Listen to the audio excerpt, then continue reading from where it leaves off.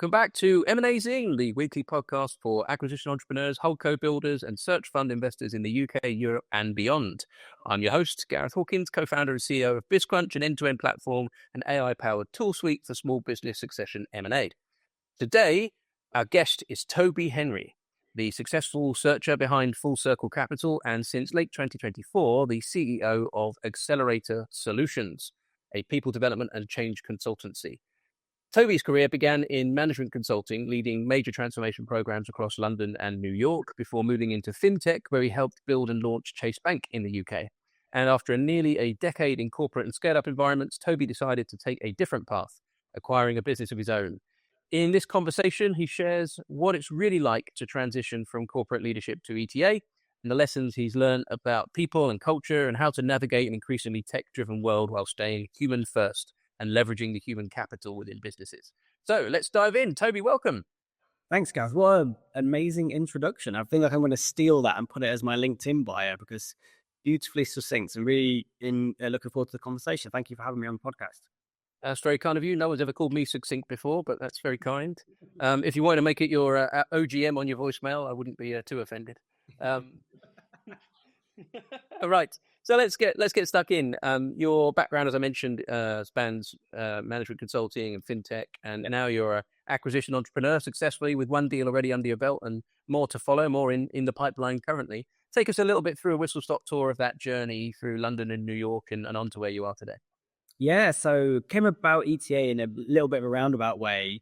So like you said, I spent nearly 10 years as a management consultant, kind of grew up in that world of transformation and consulting and really loved it. I graduated in 2008 from my master's in the middle of, well, right at the start of the financial crash, really, and job opportunities were limited. And I was very fortunate. I got kind of picked up by a mentor who is my mentor now, but a friend of the family for a small piece of work, did a pretty good job. And then they ended up keeping me on as a consultant there. So worked at a company called Capco for nearly 7 years.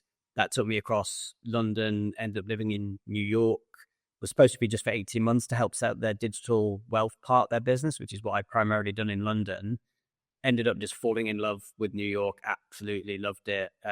Was there for 4 years, had my first child there. Grew that business along with a number of other people to a significant proportion of Capco New York's revenue base from a digital perspective.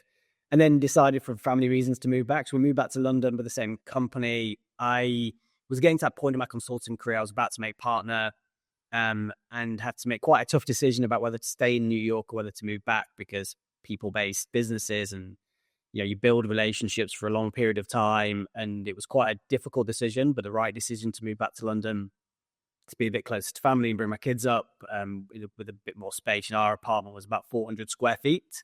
So glad we moved back pre-COVID because that would have been a little bit of a difficult time. And kind of then worked at a consultancy called Alpha FMC, who are a specialist wealth and asset management consultancy, helping to build out their wealth practice. Fantastic company, probably one of the best company cultures I've ever worked at. And it gave me I always refer back to them when I'm talking to clients now with Accelerator about what good culture and what good company culture and behavior looks like. So they just stood out so strongly for me. And then I got a little bit bored, honestly, of writing PowerPoint decks for very senior people to do strategy work or transformation work. And I was just a little bit out of touch with what change was happening and actually doing the doing. And I think as a consultant, that's quite a dangerous thing because you're telling people or advising people what to do. And the world was changing even then so quickly from a digital transformation perspective, you felt like you're losing touch. And that was like at the outset of cloud computing and banks thinking about Monzo starting and that kind of cloud revolution. And I got the opportunity to go join a company called Tenx. They were building JP Morgan Chase's bank Chase, which was 3 unbelievably exciting, busy, hard-working years. We ended up building 4 banks from scratch. And then after 3 years, I went to a company called InvestCloud, where I run their services business for 2 years. And during that period of time, I'd kind of got a bit disillusioned again and was not enjoying the work I was doing and for a number of reasons. And then very fortuitously found out about search and ETA and kind of dove headfirst into that. Sounds like you were a frustrated entrepreneur in so much as you wanted to be master of your own destiny, but in all these different interesting businesses, you were working for somebody else and having to comply with their sometimes perhaps not optimal ways of working. Is that a fair assessment? It is, yeah. I mean, I always thought I wanted to do something on my own, or had kind of that itch to do something entrepreneurial. And my mum and dad were both entrepreneurs, in different. Genetic. Yeah, yes, yeah. And then I went into a very corporate, consulting finance. Couldn't be further away. My dad ran an advertising agency, which he exited, and my mum came to entrepreneurship quite late, and she runs a children's charity through horsemanship in Leeds, which she still does now, like early 70s. So I had those role models in place, and quite a lot of my family had done being entrepreneurs. But I'm not a big ideas person. Like the thought of starting, particularly, when you've had a good corporate career and you get a bit comfortable and used to the nice holidays and you've got a mortgage and got 2 kids, the thought of starting something from scratch, it felt like that pipe dream of doing something entrepreneurial was getting further and further away the more comfortable you get. And then found out about search, and that was a bit of an unlock. So I realized you could piggyback on somebody else's hard work and legacy and then try and take it through an evolution in itself. Yeah, you don't have to start something. You can pick something up and carry it forward. And that is, I think, an epiphany to many of us that have had to go the 0 to 1 route and or have wrestled with the possibility of going the 0 to 1 route. But like you say, didn't want to give up the creature comforts and the stable income, and you have an obligation to provide to your family, right? So it's a leap into the unknown. But yeah, it sounds to me like you had to live your authentic self. You've got these role models, you've got this, inner entrepreneur that you needed to unleash. And it was a question of maybe when rather than if. Yeah. And yes. And it did. I mean, I think the answer is yes, but it did genuinely feel like that dream had kind of died a little bit. And then it was very, very fortuitous. A guy who I know through my kind of network, I saw that he'd quit his job and he'd started a search fund. And I had no idea what a search fund was, but on the surface, he had a fantastic job, was doing really well. And I just reached out to him. And one thing I find about the general search community is everyone is so open with their time, and almost like they feel like they've got this little hidden bit of knowledge that they need to share with as many people as possible, because it's like I didn't know anything about it. And I'd been in the world of investments and financial services for nearly kind of 15 years. And he said, yeah, let's have a chat. And, he told me about search funds, and he told me to go read the Stanford, all the literature around the Stanford stuff, and Harvard Small Business Review and the Walker Deibel book. And I read them all like over a weekend, and I was like, this is kind of what I've been looking for. And then the dream came back alive again. And it was more about when, not if. Yeah, I can see exactly how that unfolded. It's not an uncommon journey, is it? Someone adjacent to you has gone this path, and it's sort of like, hey, come and have a look inside here, and opens up the Deibel Bible, and as you say, the HBR review, and I mean, it was quite a dry read, the Stanford search paper, but I guess to have done that was that the first one or the last one that you read in the weekend? It was I started with the Stanford one, and I did it. I actually took a day off work on the Friday and went and sat in a coffee shop and downloaded all of them. And it is a very, very dry read and almost a bit overwhelming, actually. And then very, very academic, very formulaic, which they are. And then I read the Harvard Small Business Review, and that was the one where I was like, it's such a simple read and it makes so much sense. And I thought, actually, this makes sense. And then kind of went down that rabbit hole and, started to think about what's my thesis and where should I play and all that stuff. And then I again found out that the one thing I didn't like about search funds, and this is a purely personal thing, is because they're quite formulaic, I didn't feel like I wanted to give away 70% of the business. I just felt like that was too close to what I was doing now. I mean, you had a boss. I kind of wanted to do it on my own. The size and scale of a search fund scared me a little bit for the first one. I didn't know if I wanted to go buy a business that big and that complicated with a very serious board involved and that level of pressure. And then I found out. Although you become obligated to, because if you take other folks' money, in order for you to make the best of that 20-30% that you've got, it needs to be an elephant. It needs to be tips, right? Exactly. And as I started to get into the reality of it, and a couple of people were fortunate to share how they'd gone about raising search funds. I kind of knew myself that if I got into that trying to raise capital cycle for the first one, I did think I would have ever come out the other side. I think I would have just got caught in like conversations and creating a thesis and refining it and investor decks. And then I found out. As many do. Yeah, as many do. There is a bit of a wasteland of folks that have tried to go the traditional search route and have just ended up in that loop, and either have pivoted to self-funded or have just given it up and gone back and got a job, which is a travesty. Did you then resolve to be a self-funded searcher, perhaps to find some equity gap funding for the right deal, or were you resolved to being, I want to do this 100% myself? I went down. I found out about then self-funded, and it kind of answered a few of my questions of, you can retain almost 100%. You have to make a compromise that's probably going to be a slightly smaller deal, and that was okay with me for my first one. And it meant that I had a bit more autonomy and agency about it. I didn't have to go and raise capital if I didn't want to. I could fund through debt, and I had some savings saved up. So I kind of started to put these little puzzle pieces together, and then that gave me okay, so we're looking at a company size of X, and we're looking at an EBITDA range of Y. Again, because you start on the search and you go, like everyone, I want to find a business between 750 and 1.5 million in EBITDA, and everyone goes, yeah, no shit. And they grow on trees.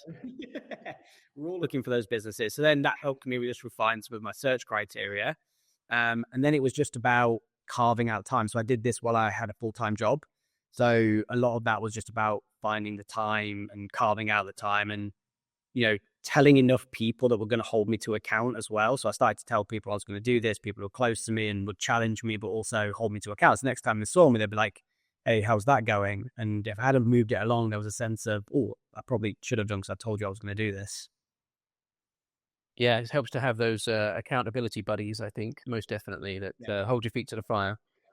So a few questions. I want to unpack some of this. Firstly, what's it like raising an American? Fine. He was only one, so he knows he's American. He knows he's American. He's got an American passport. But we live in Surrey, and he speaks like he's from Surrey. To my parents' dismay, because I'm from Leeds originally, so he does get a dose of reminding where his real roots are from. But hopefully, American president maybe one day. I was going to say, all options are on the card. The world's his oyster. Yeah. And if he goes back with a Surrey accent to New York, he's got to just clear up, isn't he? He'll be in high demand. Yeah, absolutely. Yeah. So those experiences in the corporations and in the sort of Alpha FMC and Tenx and InvestCloud, what did those experiences teach you about building high performing organizations? They taught me a lot, and it was quite varied, actually. I suppose when I was a consultant, the thing that I personally loved about it was you were working with really very smart but driven people who were always wanting to learn more. And when my first bosses said to me, like, when you walk into a client on day one as a consultant, they are paying a day rate for you. So there is no learning curve. You have to be adding value from day one. And I really liked that, and liked the continuous learning environment and being surrounded by very ambitious people, particularly in my early 20s. And then as I started to get a bit more senior in my career, there was that big part of how do you build like a very high performing team, and how do you find the right skill sets? And you don't have to be good at everything. You can have a superpower, and that's fun. It's about kind of finding the complementary people and skill sets that work with you. And then when I started to move, particularly into the fintech side of things, I went from a place where I felt like I knew a lot as a consultant, and I was advising senior people on digital strategy and transformation, and done some really big platform transformations, particularly in New York, to feel like I didn't know anything. And it was then about how you could leverage your network and try to add as much value as possible. And what I realized is, I was trying to be probably overly technical. I was trying to play in that space, and I realized that that's not the thing I'm good at. What I'm good at is solving complex problems and breaking like big, very large problem. Like, how do you build a bank? It's almost too big a problem to solve. And one of the things I'm quite good at is then breaking that down into various components and working out how you actually deliver it. You don't need to be the big ideas person who has the big, architectural principles, or you don't need to be the engineer actually writing the code. You don't even understand the code. You just need to understand the part you play. And then I suppose doing it in a genuine way. I learned a lot about myself as, a leader and how you develop teams, particularly when we scaled from 60 to 600 people in 3 years. So what started as you could sit around and know everybody's names to scaling to 600 people, it was very deliberate about the culture and the type of people we hired and worked with at every level across the business. And that was a real eye opener in terms of like how you even think about doing that when a business is scaling that quickly. Yeah. I want to just unpack that a little bit more if we can. That learning a little bit about yourself in those corporate roles. What, since you've become a leader of Accelerator Solutions or a sort of post-deal searcher, have you learned about yourself in this context? That it's okay to ask for help. I think this is I've run large teams and been in senior positions before, but I've always had a boss, or always had a peer group of people where you can bounce ideas off and you kind of lean in and help, but it's kind of clear on responsibility. One thing that I'm still 100% learning, I've only been in the CEO role at Accelerator for just over a year, is you don't feel like you need to solve every problem. And there's days where you feel the pressure. It can feel lonely at times because, you don't have that peer group. Everyone's looking at you to make decisions. The book ultimately stops with me across the whole business. And it has been about finding, again, which areas I can delegate to people, building that level of trust, people building that trust with me. I think that's quite an interesting dynamic when you come in and having acquired a business. It's not like you've inherited a leadership position by coming in through the business or being hired for a certain set of skills. You've bought the business and inserted yourself in the most senior position. And then it's about building that trust. And it has taken time to build that trust. And I'm a big believer in building trust through credibility. So I'd never ask anyone to do something that I wasn't willing to do. And I learned that a lot as a consultant. Like if you're going to ask someone to, work on a deck till 2 a.m. for a pitch, you better be ready to work on a deck till 2 a.m. yourself. And we're a small business, so everyone has to lean in to various different things. And it's been finding that balance between making sure everyone is accountable for certain things, but feeling like you can delegate and trust. And that's like a constant, back and forward as I evolve my leadership style. Yeah, the balance of leading by example, but also not being afraid to delegate and empower and have everybody share that journey of growth together. That is a difficult one to get to. But in terms of the delicate change management piece of coming into an organization that you bought and acquired, and then having to try and preserve the culture or refine and focus the culture in the new era, you perhaps had the most distilled version of that with all eyes on you because you bought a change management and people and culture business. Yes. So these guys knew exactly how this should be done, right? Yeah, they did. And one thing I love about the business is they hold me to account to that. Like we talk to our clients all the time around dealing with change and resilience and how to be a good leader and building high performing teams. Like the whole business for the last 25 years is built around really that is core principle. And it feels a bit disingenuous if you went to a client and you were talking to them about culture and transformation and being resilient through change, and then you couldn't apply that to your own business. And I'm very fortunate that the two founders stayed in the business. So there was a level of continuity as I came in, and they've been very supportive, but respectful that now I own the business and I'm the CEO, and they've taken on slightly different positions that play to their skill sets and strengths. So there was a huge amount of change, and the team didn't know the acquisition was happening. So they found out on the Monday. I turned up on the Tuesday, met everyone, and I tried to approach it in a way which was how would I feel about this if I had been in a business and I didn't know this was happening and an acquisition? What would I be scared about? Who would I be worried about? I don't know this guy. I'd be bought by a PE firm, even though it's not like Full Circle Capital is only small, but there's all these connotations of what was going to happen. And I just tried to be vulnerable and just in the sense of like, this is who I am. This is why I've gone on this journey. This is about, freedom, both in terms of my career, financial freedom, like building something that has a bit of a legacy to it, and being open about my family and that journey that I was on personally. And that seemed to work. And then people were fairly open with me about what they were worried about. And that evolved over kind of 3 to 6 months. And we do have a very open dialogue as a company around this is about an evolution of the business, not a revolution of the business. Like, why would you take something that has been running well for 25 years and then throw the baby out with the bathwater? This was about small increments, and whether that was process, discipline on certain aspects of the business, whether it's about how do we productize certain things. And that all came from my consulting background. I've been working out, where can I add the most value based on my skill set without disrupting the business to the point where it's no longer the business you bought, and you might as well just start the business from scratch. It doesn't make sense to have acquired it. Yeah, I think you're absolutely right. Your instinct served you well. Also, so did your humility, by the sounds of it. And you made a good judgment call going into a business where one would assume there's a high EQ amongst the workforce, and leading with that kind of authenticity, relatability, empathy. I think that was a really good call, and hopefully that sort of set the tone for the culture of how you wanted to lead the business going forward. That, like, I'm an open book. I want you guys to be too. We're all in this together. I think that's really important to nail quite early. Has that proven to be the case over time? And, you've got the hearts and minds now firmly with you? I mean, you'd have to ask the team, honestly. I mean, I think so. But it has been definitely it's not been a straightforward, because I think there is the macro level, trying to be clear about the vision, and the vision has evolved as you understand more about the business and the clients and the strengths of the people. And then you apply your own lens to that.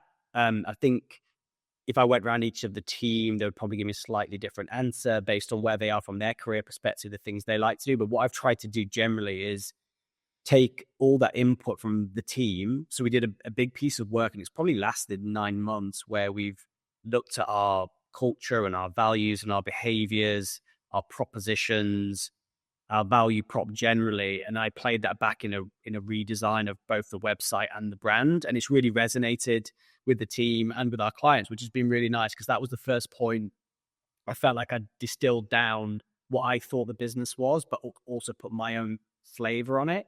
So I think it is a continuous thing. So there are weeks where I maybe could do a better job at sharing, my priority around things that are happening, whether that's, we had a team meeting last week, and I talked a lot about new proposition development and one we've developed and are launching around AI, and the team was super engaged in it. But I realized that I'd probably spent a lot of time on my own thinking about that and not necessarily engaging the team on it. So it was a bit of like a, haha, this is what I've done moment, where I could have probably taken them on the journey a bit better. And that's something definitely I'm continuously learning about, that right level of involvement, feedback throughout all these things, because you don't want to overwhelm the team with everything that's going on, because they're busy doing their day jobs, delivering excellent work for our clients, but they still want to be involved in some of the other stuff as well. Yeah. Is there room within the business for working groups? Is it a big enough workforce to be able to sort of do like a task of, hey, folks, here's the kind of general high level theme that I think we should be exploring. I want you folks to go and, bring back some thoughts, some innovations, or at least some stickman kind of outlines of where we might want to go? Yeah, there is. And we set up a couple of those working groups a little while ago, and just said, we approached from two different ways. Basically, how you just described it, Gareth. Like, where are the biggest pain points within? If we were consulting into our own business, where are the biggest pain points that we have, and how do we address those? And then empowered a small group of people who put their hands up and said, I want to be involved in this, to go and solve that problem. And primarily that was around how we as a business integrate AI to be more efficient, because we are quite small. And that's been an ongoing test and learn activity over definitely the last 6 months. And we're probably getting to the point now where we're ready to actually launch something into the business. But my role within that was purely setting the guardrails, and the team are now on with actually implementing it, which has been really nice to see. Yeah, it's a wonderful experiment when you could do it, especially when you see that the team rises to it. And, it sort of, again, sets the tone for how you can delegate and how you can innovate as a team going forward. So just do a bit of a retrospective on the deal, if you don't mind. How did you source it originally? Was it on market? Was it through network? How did you come by Accelerator Solutions, and what attracted you to it specifically at the time? Yeah, sure. So it was a broker deal. So I went down the brokered route. Again, I made a decision quite early that going down proprietary deal sourcing may not be for me, because I felt like I would get caught in procrastination again. And I just felt like if there was an opportunity to accelerate that part of it, and my first big chunk of time was reaching out to different brokers, various corporate finance teams, networking, and just building up this network and having conversations about, what my value proposition was. I also made a decision quite early that I was going to go down a service-based route. We were talking beforehand around your backgrounds in product manufacturing. That scared the crap out of me. I'd never done it before. Having inventory and the cash flow issues you hear about with those types of businesses felt like a bit of a stretch, both for my skill set and my background. So I thought if I can stay with services, I understand how that business operationally works. And then I was going down the traditional, blue collar type route and I found some really nice property maintenance businesses. I found a really great one in Bolton. It would have been a hell of a commute. So I decided against that on my wife's advice. And then I found a couple of really nice consulting businesses. And I thought, that's quite interesting. I've never thought about buying a business that I've spent 10 years building and running and growing. And then I started to look at the different variations and flavors of consultancies. And I found Accelerator Solutions, which was a learning and development business and a research and change consultancy. And it was kind of in the sweet spot I was looking for. It's based in London, which was a big tick in the box for me personally. That's where I live. My kids go to school. And then I met the founders and just really hit it off with them. They seemed like super genuine, credible people. They had a couple of other offers on the table from trade buyers. And my kind of pitch was, this is me and this will be a partnership, and we structured the deal in a partnership way. So they retain some equity in the business. They have deferred targets. We kind of have deferred targets as a business for this year. And they are still in the business. So they still work in the business in various roles. And that to me was a really nice way to do this. I've been involved in some quite big deals in my career, and the ones that have always worked out well, you have that partnership where no one feels like they lose, everyone wins together. And we try to structure the deal in that way. So from finding the business to going through due diligence and closing was about 7 to 8 months. Now I'd been looking for about 6 to 12 months before that, but the actual deal, because it's quite a simple business, like you haven't got big asset registers. It's a people-based business. The biggest part of the due diligence was on the quality of earnings, and everything was in a very neat and tidy kind of package they'd put together, which again was a good sign for me that the business was well run and well managed. So we were able to, and we'd aligned principally on the deal structure and the things that one of the things we said is that if something starts to get a bit difficult or pressured, let's just pick up the phone or meet in person, because things get lost over email, sentiment gets lost over text message. And we had a couple of those moments on, various things that people have over acquisitions. And none of it was because people were trying to be disingenuous or doing the wrong thing. It just needed a conversation. And once we did that, it tended to unlock, or we thought of an alternative, which then meant the deal was still viable. Tell me a bit about the founder's motivation for selling. Glad to hear that they retained some equity and that became part of the deal structure. But why did they begin on the journey to sell? So I think they've gone around. I think they potentially tried to do this a couple of times in market time. I think they tried to do it pre-COVID, and for very obviously real reasons that didn't happen. When I spoke to them, one of the first things they said to me was, "This has never been a lifestyle business. This has always been about value creation." And they're getting to that point in their careers where they're looking to retire. They want a slightly different type of life. It's a more interesting dynamic. So it's a joint founder. So there are two founders. Henry now works a couple of days a week for us, and Heidi, who run the training side of the business, works 3 days with us in slightly different roles than they had before. And I've inserted myself. They didn't have another person they were working with, but they still wanted to work. They still wanted to help build the business. I think they bought into the concept of the evolution of Accelerator, and hopefully the benefit I could add to that and the kind of the growth potential of it. So they built it for 25 years from scratch. So they didn't just want to walk away, which again was helpful and beneficial for me. And it's, you go into these, I'm a bit of a glass half full type person, and you go in with best intentions. And I've heard some horror stories of people who have stayed in businesses and it's gone horribly wrong for various reasons because they never let go with control of the business properly, or they leave on day one,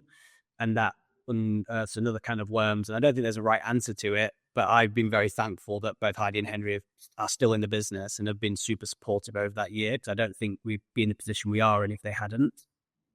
No, it's a fabulous transition by the sounds of it, and really glad to hear that that was a possibility, because particularly in a people-focused business where the relationships with the staff and the customers are probably going to be highly driven by the culture that Henry and Heidi set in place, you want to make sure that that's a phased transition rather than a sort of schismatic overnight, okay, we're gone, because that might have been a bit more difficult. You mentioned 7 to 8 months there. Was that from discovering this Accelerator Solutions until close, did you say? Yeah, so I found Accelerator in, I think it was March, and then we closed on September 1st. Okay.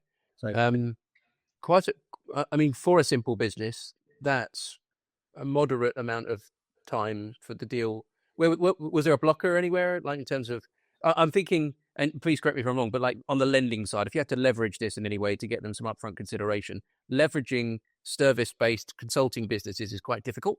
Yeah. So was there any blocker there that added to that time frame? No, it was there was a couple of things. I mean, these all just like very real things. It's the first time I was doing the deal as well. So although I had some really great advisors from an accountancy perspective and from a legal perspective, the LOI took a little while to find, and I was keen to make sure the LOI was probably maybe a bit fuller than it needed to be. Maybe I was being a bit overly cautious from a deal principles perspective. Is it like an LOI erring towards heads? Yeah, it probably was. It's probably more like heads of terms, to be honest, rather than LOI. So that took a little bit longer than, probably it could have done, or I would feel comfortable maybe now having gone through the cycle. We had Easter right in the middle, and we had summer right in the middle. So there was a slowing down, particularly in July. I took 2 weeks holiday. I was still working full time as well. So I was trying to do this in and around my job, which definitely wasn't the most efficient thing to do. But there was no real blockers. Like, we set a deadline of closing on the 31st of August. So then we would start the transition from the 1st of September, which seemed like the right timeline. So we set ourselves a reasonable, but not overly aggressive timeline.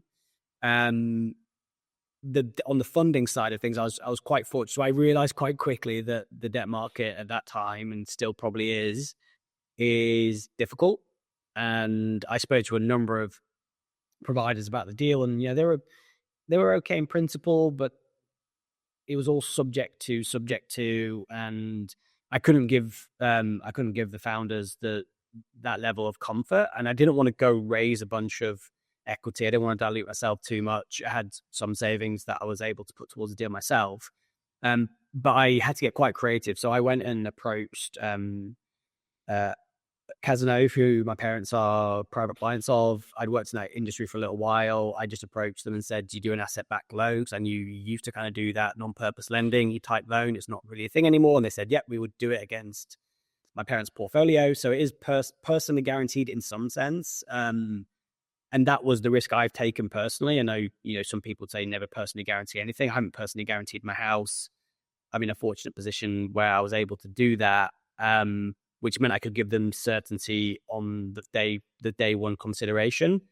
The debt is actually very, very cheap debt, so it actually makes quite a lot of sense. I'm very conscious that when I talk to people about how I funded the deal, it doesn't resonate with a lot of people because it's very, that was my circumstances that I was able to benefit from.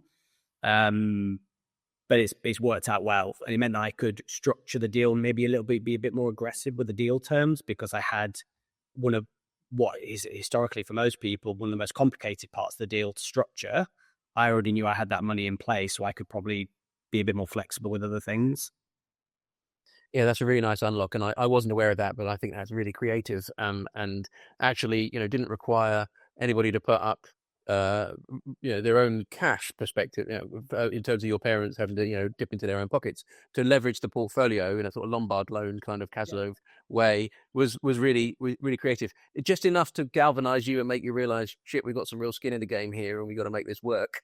But I think solved an unlock, which would have made some of those previous offers that maybe the sellers had tried to obtain difficult in those different if those previous circumstances. You mentioned they'd had some previous attempts at trying to sell, I would imagine financing was a difficult thing to overcome. So you came with a unique proposition, I think.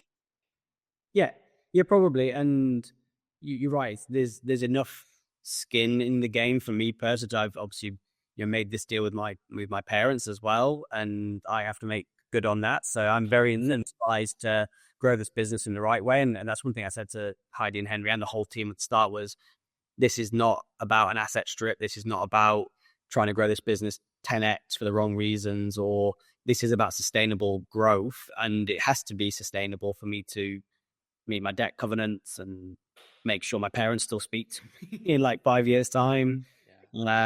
So yeah, there's that level of motivation, but there was the motivation there anyway, but it just sharpened the mind on a Monday morning a little bit. Yeah, it's good. It's a spring in the step thing for getting you out of bed. Tell me, who was on your deal team? So I used Fox Williams, so Brian Shaw, Fox Williams from Legal Space. Fabulous. And then Will and Carl Lundberg from Gerald Edelman. They were really excellent. Yeah. I don't think you could have got better with those professional advisors. Excellent work, and also hugely familiar with ETA and structuring these kind of deals. So that's good. So biggest challenge since taking over the business, and biggest, most rewarding moment? God, biggest challenge, and honestly, it does vary, I think, week to week. I think like any business, the market has felt quite soft this year. So we've had we've had a really good year, but it has been really hard work in the sense of we are a discretionary spend type business, learning and development, particularly the clients who get it. Our positioning really is about companies spend a huge amount. The talent war is real, and people are spending huge amounts of money recruiting people, but no money in developing the people post recruitment. So I have some really interesting conversations, really senior people about, if you believe and you're differentiating on the quality of your people, why would you not invest in them? And learning and development has this potentially like soft underbelly, which is corporate e-learnings, which we've all done and absolutely hated, and regulatory e-learnings. And, David Brent has a lot to answer for with his like hard, but where we position ourselves is we're hyper contextual, we're immersive, we design things bespoke for you and your business and your people. This is not a stack them high, sell them cheap solution, which resonates with the right clients, particularly service-based businesses who are really trying to differentiate on the quality of their people as technology becomes a bit more commoditized. So it's just been about finding the right client, and once they get it, but it has been hard work from a sales perspective. But we're looking like we're going to end the year pretty well. There's also the people side of things. Like, we are a people business, and we differentiate on the quality of our people, and making sure that everyone is happy and working as optimally as they can. Like we were talking about before, we just moved offices, and there's a lot of change happening within our business as well, and trying to keep that continuity so we can continue to deliver excellent service has been really, really important. And people are people, and they're messy, and they're emotional, and they have baggage, and they have issues, and trying to deal with people as humans is a challenge for anyone who has managed people and run a business. I think they'd probably say that can be the most stressful and emotionally draining part, but also one of the most rewarding parts as well. Yes, I think most definitely. It feels like you walk over the coals sometimes, but my goodness, there is some real reward at the end of it, particularly when your people are the unlock, and you could see them kind of really flourish and take flight. And there's a certain sort of feeling that evokes. That I guess you don't know it until you feel it. So going forward, what's the next 12 months looking like? What would you like to have achieved by this time next year? So the plan for the next kind of 15, 18 months is there's three parts to it. The first is just continue to deliver against our promise with our clients and deliver excellent work, and continue to build out the client relationships that we have. So that organic growth, but in a purposeful way. So trying to be a bit more clear about what our value proposition is, the repeatability in the back end of our work. So operationally becoming a bit more efficient so we can support more clients across the world. and being really focused on what our plan looks like and what types of clients we want to work with. The second is really doubling down on some key areas for us. That one of those is our take and our positioning on AI. So we're doing quite a bit of work with SME type businesses, a lot of post search, actually, who have bought bigger businesses within search funds who are looking to unlock the power of AI, but they want to do it in a hyper contextual way. So we've developed quite a unique and interesting proposition to support that, given my experience and background. So that's kind of one key growth. If we weren't jumping on the AI bandwagon, what type of business would we be? But I mean, in all seriousness, like, it is a genuine problem, and we're seeing it and talking to people there. You could kind of immerse yourself for hours and hours and hours on all the free content and want to throw your laptop out the window when you see a 23-year-old build an end workflow and realize he's so far behind. But the reality is you're not, and it's just a different kind of stress within the business. And the other is around supporting service-based businesses really differentiate through the quality of their people. So consultancies, accountancy firms, legal firms are some of our kind of key targets and play, again, nicely into my background. And then the last part is we're starting to explore what our next acquisition looks like.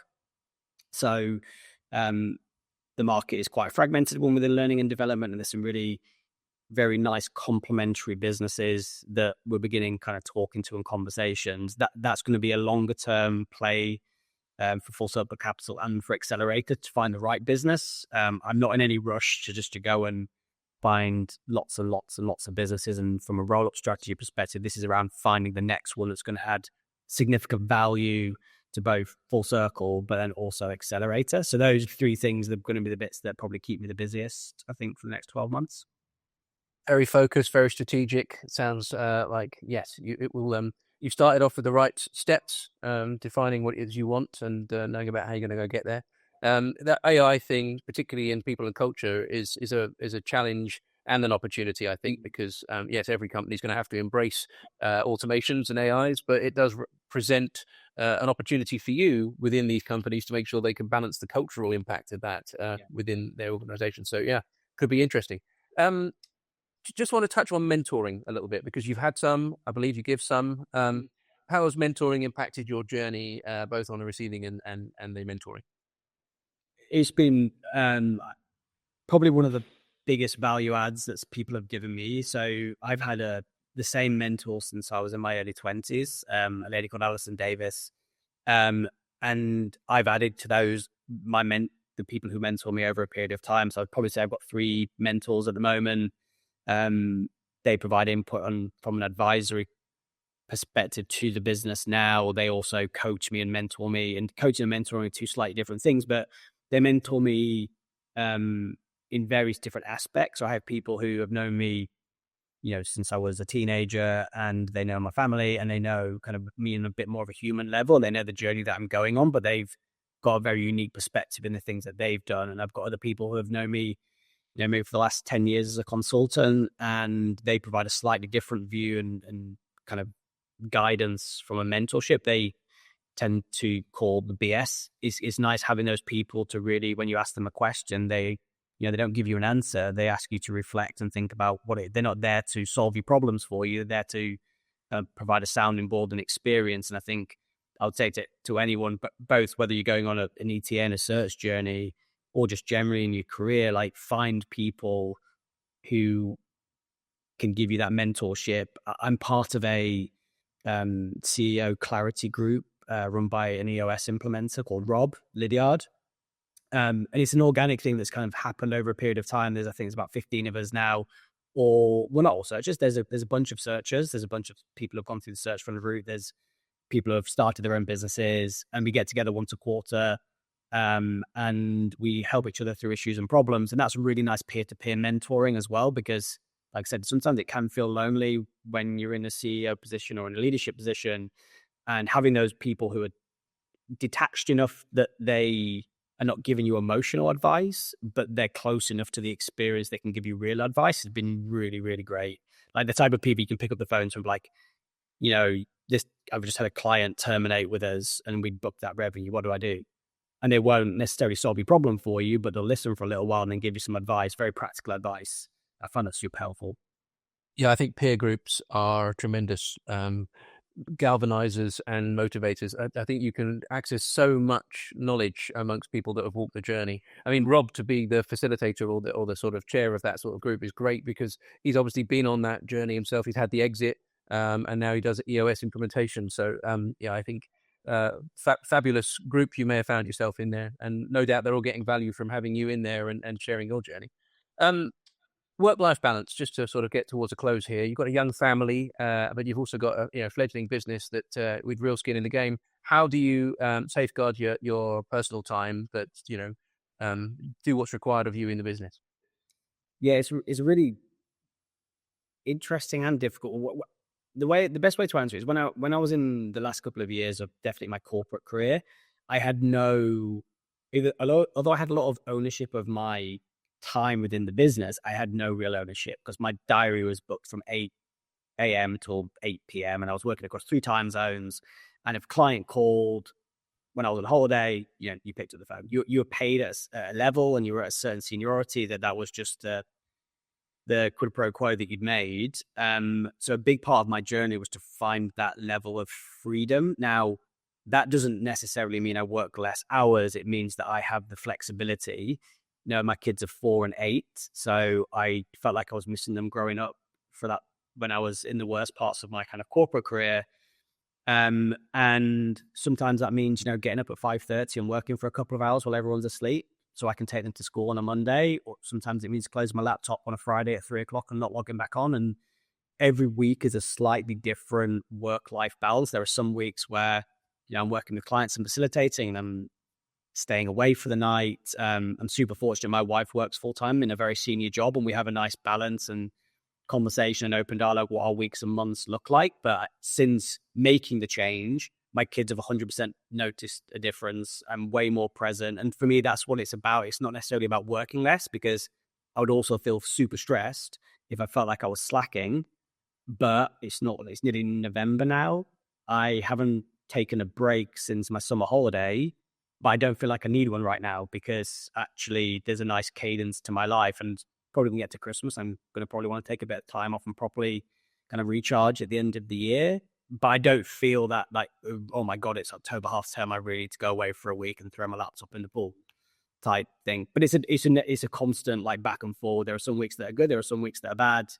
But it was a big kind of impetus for me to actually make the change, try and have a bit more control. I think if you're energized by it, then the holiday desire isn't quite as pressing, is it? You're immersed in enjoying what you're doing, and you're feeling rewarded by it. That can be the better tonic. But yes, interesting that you are still grappling like we all do with the work-life balance, but have now hopefully got yourself a bit of freedom whereby you can live with that pull and push.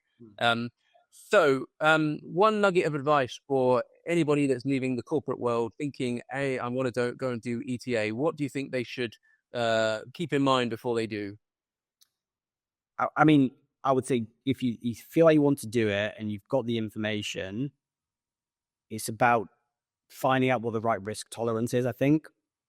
I'm not saying I would necessarily advise everyone to do this, because it does take a certain type of person, and you have to be quite, I think, risk forward to leave a stable job and want to do something like this. I would say go in eyes wide open. There is a lot of like BS out there around how easy it is to buy passive income and a business for £1. And I've never met anyone, you probably speak to way more people than I do, Gareth, around the reality of one, acquiring a business and then running a business. And I don't think I've ever spoken to anyone who bought a business for passive income. It's hard work, but it's super rewarding. So as long as you are doing it for the right reasons, you're not expecting something to change like instantly overnight, and you're willing to put the hard work in, I think it could be super rewarding and fulfilling. And the other part is, if you're going to do it and you've made the decision, figure out what the next step is to do it. For me, it was something as small as my mum bought me a laptop because I kept complaining that I was working on my work laptop, and she sent me a little message saying, you don't have an excuse now. And I was like, oh shit, I don't have an excuse. So I'm going to have to start like searching for businesses to buy now. And then once I'd done that, there was just a bit of momentum to it. So finding that first step, not getting caught in the procrastination piece, because it is real. Well, thank you to Toby's mum for being the original accelerator that found you at Accelerator Solutions. Well, it sounds to me like you've had a bias for action throughout, though, and that momentum, I think, is quite tangible. So how do people reach you if they want to talk about beyond the Search Fund, the UK WhatsApp group, of course, but how do they reach you? So on LinkedIn, so Tobias Henry on LinkedIn, and then anyone who wants to know more about Accelerator or generally on my journey, I'm Toby H at acceleratorsolutions.com, and we're acceleratorsolutions.com if you're interested about what we do from a learning and development, research and consulting perspective. Amazing. Thank you so much for sharing that. Toby, I think if there's one thing that stands out from today's episode, it's that even in a world driven by technology and efficiency, people remain at the heart of every business, and culture is what drives performance. And I think that culture was strong in your search, and it's certainly become strong in the post-deal strategy that you have, and it's inherent in the business that you bought. So really great angle to have heard about today. Thank you so much. Toby, we wish you the very best with the next acquisition and in continuing to grow Accelerator Solutions. And we can't wait to hear where you take this company going forward. So thank you for joining us today. Great, Gareth. Really appreciate it. Speak soon. And thank you, listeners, for tuning in today. Until next time, keep on crunching. Bye for now. Bye-bye.